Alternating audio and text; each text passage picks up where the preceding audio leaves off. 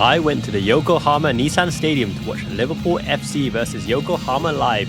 Give you the tactical analysis because this is a channel with substance in abundance. So let's go. Now this image here struck me with something that a lot of people take for granted, and I'm going to show you a different image that will explain it more clearly.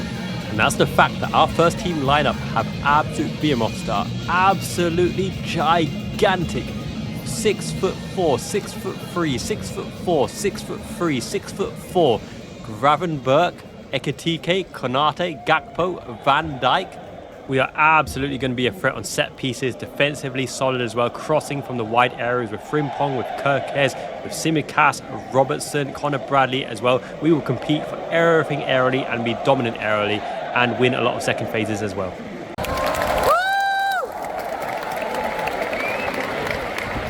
And something else you don't see in person is that Dominik Szoboszlai is massive. He is an absolute unit. His chest, his shoulder width, the size of his legs. He is huge, a physical specimen, and his ability to accelerate from a standing start makes him an option everywhere on the pitch, whether it's in forward positions, in the midfield positions. He's always the one that can find the space and be the extra man to pass to. He is the reason why we can break out of the press as many times as we do, and you'll see it further on in the video.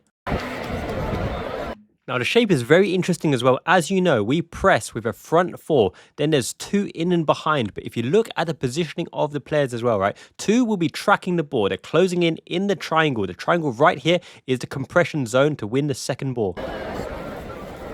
And Hugo Ekitike with his long limbs manages to poke away the ball and return it into the phase of play. And he does it again here too. And as much as I try to focus tactically, my God, Arne Slot is shiny. Up the shiny one. Oh yeah! Go on, Flo! Now, unfortunately, Florian Wirtz undercooks the square ball across to Mo Salah, right? Our two tens trying to combine in front of him because he's blockaded from the passing lanes to the forward position, Szoboszlai and Ekitike. However, look how we get back into position to try to win the ball. It's the same triangle trap on the width to congest the player and to win it back. You see Connor Bradley getting back into position, so there's no overlap on that side with Gravenberch forming the first man to approach in front of the player with a side man and Mo Salah behind him.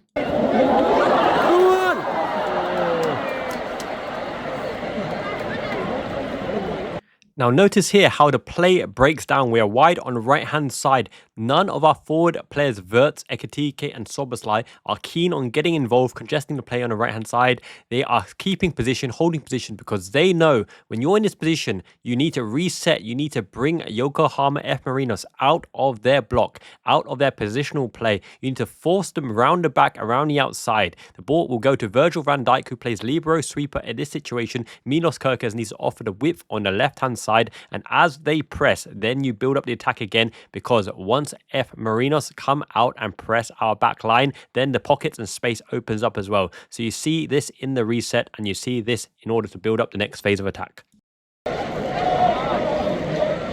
Now, this is something you're going to see a lot in the Premier League this season from Liverpool. Connor Bradley inverting into the 8th position, advanced 8th position. The dual sixes, Szoboszlai and Gravenberch holding the line with Konate pushing forward as the front-footed defender. Virgil van Dijk covering in and behind for the lone striker who's behind them at the moment. That means Connor Bradley starts on the inside, Mo Salah starts on the outside, but Mo Salah will drift into the inside forward position, vacating the wide space for Connor Bradley to overlap as well. This gives Mo Salah the option for the reverse blind pass to get Connor Bradley in and around the outside, and this is facilitated by the ball being on the left, Connor Bradley being in the right-sided 8, Milos Kerkez being high, wide and left, and they get invert when the ball is on the other side as well.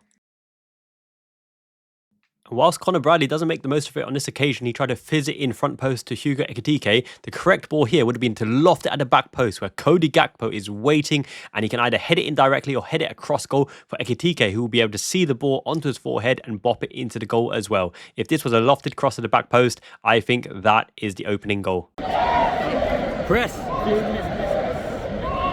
Now, another reason Dominik Szoboszlai is so important here, as the boys press up front, Dominik Szoboszlai realizes that Florian Wirtz is our position in the press. This man here is Wirtz's man, so he tells Wirtz to come and mark him, so Dominik Szoboszlai can eventually drop into position alongside the 6, because Wirtz at the moment is not contributing to the pressing play, and he needs to be in position, right? This is why the mature heads and the people who know the pressing patterns are so important. You can't just sign the world's best players and integrate them all in. You need people who are familiar with the system, familiar with the tactical press, and how to turn over the ball in transitions as well.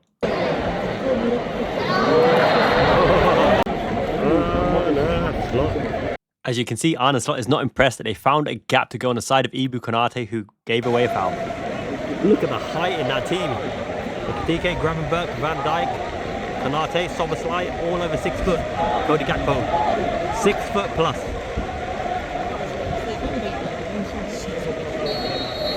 Takai net. Players are bopping up and down and being very, very twitchy here, so you can react promptly. But F Marinos have a blocker, a man blocker, to make sure Milos Kerkez cannot stop 48 from hitting it across. And there's a pinpoint header across back to the inside where they get a free header on goal, surrounded by 4 men. Well worked, FC Marinos. Go on, Bradley. Hustle, hustle. We'll take it. Now, here's the thing that you don't see when you watch on TV, right? Everyone thought Szoboszlai had an average game, but what you see on the pitch is Szoboszlai always evades his marker, always is the extra man over, always gets into the prominent positions to make the play. He was the only one that gave us an outlet, helped us return the ball on the transition, and he played the opening cross ball to Cody Gakpo to have the first real legitimate attempt on goal, and it could have been a goal, but it hit the post. Szoboszlai is uber important because his off-the-ball movement is exceptional, absolutely exceptional. On the head, son. Let's see the movement. There's a blocker, Van Dijk. Now, from this set piece, we see congestion in and around the goalkeeper area. Van Dijk is the prominent threat aerially, but he actually is the decoy and the dummy runner because they are aiming for Ekitike at the back post, hoping that he can beat his man to the head. Now, he actually gets into the right position, but he completely misses the ball. But the idea is there to hit it back across goal, to keep it in no man's land, covering for the ball potentially to Van Dijk, but having to backtrack because they see that the ball is heading to Ekitike. Unfortunately, he doesn't make contact. On the press. Well done. Now, once again, you appreciate the running power, the drive, the determination and penetration of Dominik Szoboszlai, who starts to play from deep. But he's going to be the one to break the lines and become the extra man on the overload as well. He has the acceleration, the pace, the power, the awareness, the game intelligence. This is why he's such a key player, and he will not be dropped easily in this team. Let's have a look. Hello. Oh, my. Round the outside. And you talk about game intelligence, right? It's Dominik Szoboszlai, deepest man, libero, sweeper, Becken, and Bauer, the Hungarian version, collecting the ball. He'll spread it out wide to Ibu Konate. But what he does is he doesn't stop. He goes over there to become an extra man for Ibu Konate to play the touch and go, give and go, the 1-2. But actually, he brings all of the offensive players of FC Yokohama Marinos over to the other side, which gives Van Dijk all the time in the world to play make from the back. And this passage of play is something you're going to see a lot. Mo Salah out on the wide right-hand side. Nothing's going to be created in this situation because the players of Marinos have been overloaded on the left. So we build up from the back as well. We draw out the striker, draw out the press. Van Dijk is waiting for the movement in front of him. Hits it to Szoboszlai, trusts him around the corner. It goes to Gravenberg. Gravenberg goes wide right to Mo Salah. Now this is slot ball. You're looking for the laterals. The first one is Gravenberg deep from the 6. Play it to Florian Wirtz, who's found space in 6th position, lines up a shot, and it goes out for a corner. That is going to be a prominent play where we go from the base of the 6 quickly into the wide position. One of the 6s commits forward to perform the overlap, and then you try to square it to a big shooter, in this case Florian Wirtz, and he's shot and we win a corner. Oh my goodness, it's so shiny. Look at that post, hand on the hips.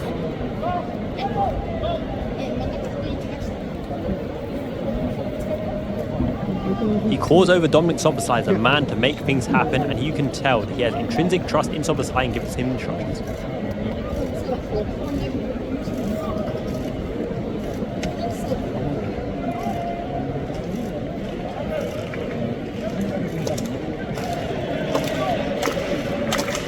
He wants Dom to come in from the 6, around the outside, give support, and inside forward channel, extra man over.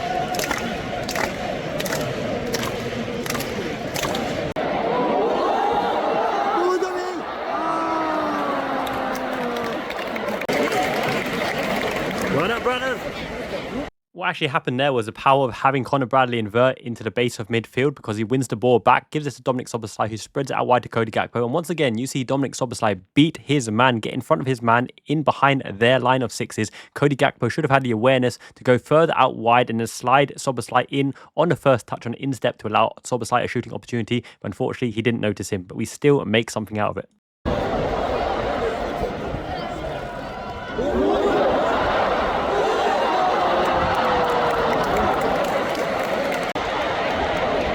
And it's here you realize how intimidating, huge, dynamic, quick to close down, close the angles and make you discombobulate yourself that Virgil van Dijk is. He is phenomenal, a colossus, a Rolls Royce, a Titan. Let's see that again.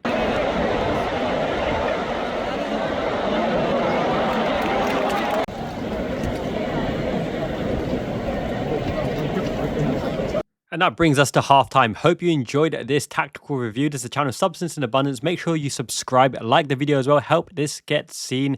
I enjoyed Yokohama, Japan so very much. Thank you everyone for supporting the channel. Miyazaki man, Ichiban, Liverpool fan in Japan is the best community. Make sure you comment as well with your thoughts on the match. Hopefully you guys have enjoyed the tactical insight, and the second half will be coming up shortly. Thank you very much.